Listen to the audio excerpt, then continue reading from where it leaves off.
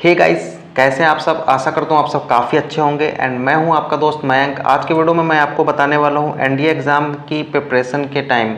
ये तो आप लोगों ने देखा होगा कि प्रिपरेशन के टाइम कौन कौन सी गलतियाँ नहीं करनी चाहिए, लेकिन प्रॉब्लम ये आती है स्टूडेंट्स को कि जब लास्ट टाइम बचता है, यानी कि लास्ट का 1 मंथ जो बचता है, यानी कि 25 डेज़ 20 डेज़, तो इसमें काफ़ी ज़्यादा प्रेशर क्रिएट हो जाता है। तो इस प्रेशर पे आपको कौन कौन सी गलती नहीं करनी है लास्ट स्टेज पे, क्योंकि अगर आप इन गलतियों को अगर मान लीजिए आप कर रहे होंगे तो आप अपना जो फुल कैपेसिटी आपकी होगी जितनी भी मार्क्स स्कोर करने की, आप उससे कम हो जाएंगे। तो मैं आपको वही चीज़ें बताने वाला हूँ। इस वीडियो को पूरा देखना। इन मिस्टेक्स को अगर आप करते हैं तो आप इनको स्किप कीजिए, आपका मार्क्स जरूर इंक्रीज होंगे एग्जाम में।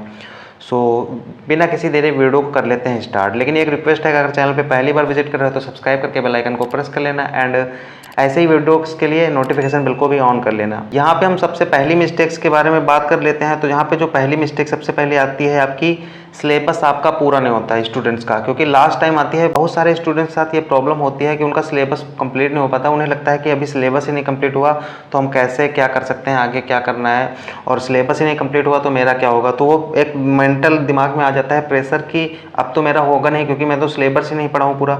तो पहली बात, आपको यहाँ पे एनडीए के एग्जाम में सिर्फ और सिर्फ 50% अगर भी मार्क्स आप लाते हैं ना तो भी आप पास हो जाएंगे।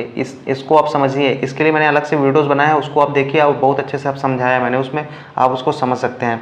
सो आपको ये तो टेंशन लेने ही नहीं कि आपका सिलेबस, मैं इनफैक्ट मैं कहता हूँ कि अगर आपने 40% भी सिलेबस छोड़ दिया है ना तो भी आपका पूरे चांसेस हैं कि आप एग्ज़ाम को क्लियर कर सकते हैं। बस शर्त यह है कि जो 60% पढ़ा है उसमें आपका कुछ गलत नहीं होना चाहिए।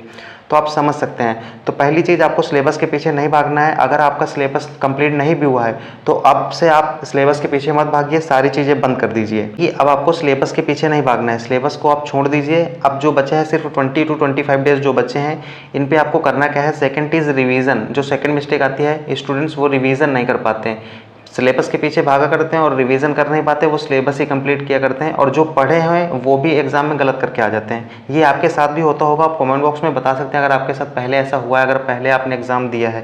ठीक है, तो ये हो गई दूसरी मिस्टेक्स की, रिवीजन प्रॉपर नहीं करते हैं। तो मैंने बता दिया कि पहली चीज़ का सॉल्यूशन है कि सिलेबस आपको कंप्लीट नहीं करना है। दूसरी चीज़ का सॉल्यूशन ये है कि आपको रिवीजन प्रॉपर करना है। आज के बाद सिर्फ और सिर्फ आपको रिवीजन ही करना है, सिलेबस को कंप्लीट करने के पीछे मत भागिए। 2 मिस्टेक्स हो गई, 2 का सॉल्यूशन भी मैंने बता दिया। तीसरा जो आती है, मॉक टेस्ट आप नहीं लगाते हैं। मॉक टेस्ट लगाने से होता क्या है कि देखो, टाइम तो लगता है, क्योंकि एनडीए का मॉक टेस्ट जो होता है 5 घंटे का होता है। 2.5 घंटे का मैथ होता है, 2.5 घंटे का आपका जीएटी होता है। 5 घंटे टाइम ज़्यादा लगता है, उसका एनालिसिस करोगे 2 घंटे कम से कम एनालिसिस में लगते हैं, 7 घंटे लगते हैं। टाइम तो आपका कंज्यूम होगा, लेकिन इससे बेनिफिट जरूर होगा।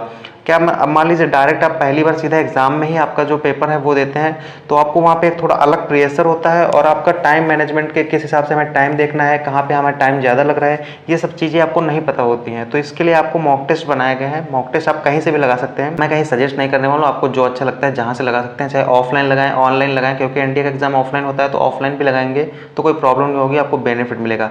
बस ध्यान में ये रखना कि आपको मॉक टेस्ट चाहे जहाँ से भी लगाएं, वहाँ पर आपको उसका एनालिसिस प्रॉपर मिलना चाहिए, और एनालिसिस पूरा आपको करना है। ये ध्यान रखना है। स्टूडेंट के साथ प्रॉब्लम ये होती है, वो मॉक टेस्ट तो लगाते चले जाते हैं, डेली एक मॉक दे रहे हैं, कोई दिक्कत नहीं, लेकिन उसका एनालिसिस नहीं करते। और एनालिसिस ना करने का क्या फ़ायदा, यानी कि आप अगर आप एनालिसिस नहीं कर रहे हैं तो फिर मॉक टेस्ट लगाने का कोई फ़ायदा नहीं है। आप सिर्फ उसको टेस्ट कर रहे हैं, कोई मतलब नहीं, सिर्फ आप टेस्ट दे रहे हैं और उसके बाद उसको देख नहीं रहे कौन सा सही है क्या गलत है, और गलत हुआ है तो क्यों गलत हुआ है, किस चैप्टर से गलत हुआ है, ये चीज़ें आपको देखनी चाहिए।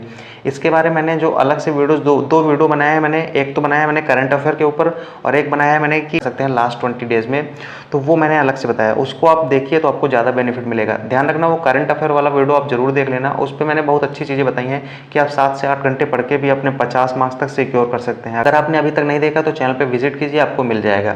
हो गई आपकी तीसरी मिस्टेक्स की मॉक टेस्ट का एनालिसिस नहीं करते हैं स्टूडेंट्स, तो आपको मॉक टेस्ट का एनालिसिस करना है।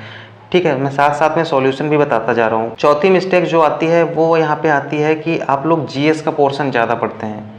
जो भी स्टूडेंट्स जीएस का पोर्शन ज़्यादा पढ़ते हैं, अगर आपने पहले एग्जाम दिया होगा तो आपको पता होगा कि जीएस आप कितना भी पढ़ लीजिए, चाहे हिस्ट्री हो, ज्योग्राफी हो, इकोनॉमिक्स हो, पॉलिटी हो, आप जब एग्ज़ाम में जाएंगे तो वहाँ पे क्वेश्चंस कुछ ऐसे आ जाते हैं घूम के कि आप जो अपना अपना मैक्सिमम स्कोर नहीं कर पाते उसमें।